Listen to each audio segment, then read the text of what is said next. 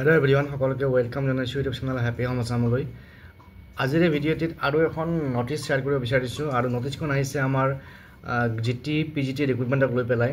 নোটিছখন আহিছে আমাৰ যি ডাইৰেক্টৰ অফ সেকেন্ডাৰী এডুকেশ্যন আসামৰ অফিচ আছে কাহিলিপাৰা তাৰ পৰা আহিছে আৰু আমাৰ যিসকল কেণ্ডিডেটে ডকুমেণ্ট ভেৰিফিকেশ্যন কমপ্লিট কৰিছে গ্ৰেজুৱেট টিচাৰ আৰু পোষ্ট গ্ৰেজুৱেট টিচাৰৰ তাৰে কিছুমান ইছ্যু পুনৰ ভেৰিফিকেশ্যন বা ৰিভেৰিফিকেশ্যন কৰাৰ কাৰণে নোটিছখন পাব্লিছ হৈছে। তো ইয়াত কি আছে আমি ডিটেইলছত চাম।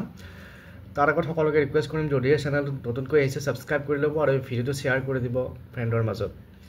তো ইয়াত লিখা আছে in continuation to this office earlier notice issued, এটা নাম্বাৰবিলাক আছে dated regarding document verification process for the selection of GT and PGT post of teacher under director of secondary education Assam. It is hereby inform that candidates whose application number will be available in the official website of Directorate of Secondary Education madhyamik.assam.gov.in from 11 am onwards of 13 September.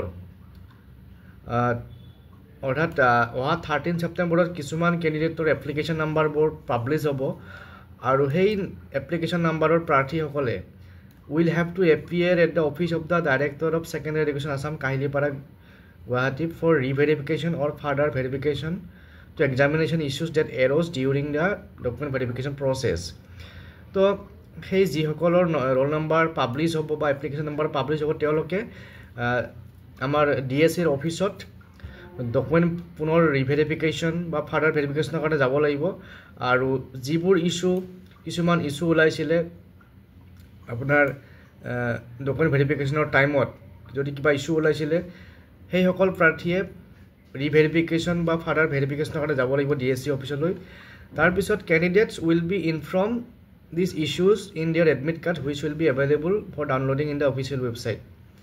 তো কাৰ কি problem আছে অৰ্থাৎ যিসকলৰ problem আছে তেওঁলোকৰ admit কাৰ্ডবিলাক ওলাব 13 ছেপ্টেম্বৰৰ 11টা বজাৰ পৰা আৰু এই এডমিট কাৰ্ডত লিখা থাকিব তেওঁলোকক কি ইছ্যুৰ কাৰণে মাতা হৈছে আৰু সেইমতে ডকুমেণ্ট কি নিব লাগিব সেইবিলাক তাতে গম পাব।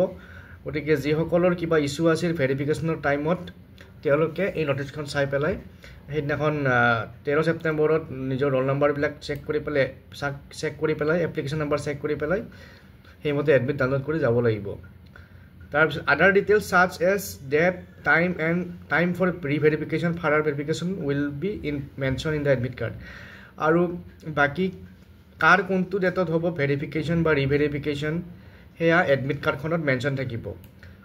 গতিকে যিসকলৰ নাম তাত থাকিব the candidates can download their admit card by using their application number and password used while filling up the forms when applying for the post. গতিকে যিসকলৰ ইছ্যু আছিলে কিবা তো ইছ্যু থকা প্ৰাৰ্থীসকলে গমেই পাব আৰু এপ্লিকেশ্যন নাম্বাৰ আৰু পাছৱৰ্ড ইউজ কৰি পেলাই নিজৰ এডমিট কাৰ্ড ডাউনলোড কৰি পেলাই ডিএছচিত যাব লাগিব। আৰু তাৰে কাৰণে কিবা যদি ডাউটছ থাকে তেতিয়াহ'লে এটা টেকনিকেল ছাপৰ্ট নাম্বাৰ দিছে, এই নাম্বাৰটোত আপোনালোকে কল কৰিব পাৰে। গতিকে আজিৰ এই ভিডিঅ'টিত এই নোটিছখন আপোনালোকৰ লগত শ্বেয়াৰ কৰিলোঁ। আপোনালোকে মাধ্যমিক ৱেবছাইটত যাব, গৈ পেলাই এই নোটিছখন ডাউনলোড কৰি পেলাই এই নোটিছখন যাৰ কাৰণে ইম্পৰ্টেণ্ট হয় বা যিসকলৰ ডকুমেণ্ট ভেৰিফিকেশ্যনত কিবা ইছ্যু ৰৈ গৈছিলে তেওঁলোকে এই নোটিছখন গুৰুত্ব সহকাৰে চাব আৰু নিজৰ ৰোল নাম্বাৰটো চেক কৰি পেলাই ভেৰিফিকেশ্যনত বা ফাৰ্ডাৰ ভেৰিফিকেশ্যনত যাব। তো আপোনালোকক নেক্সট ভিডিঅ'ত থেংক ইউ।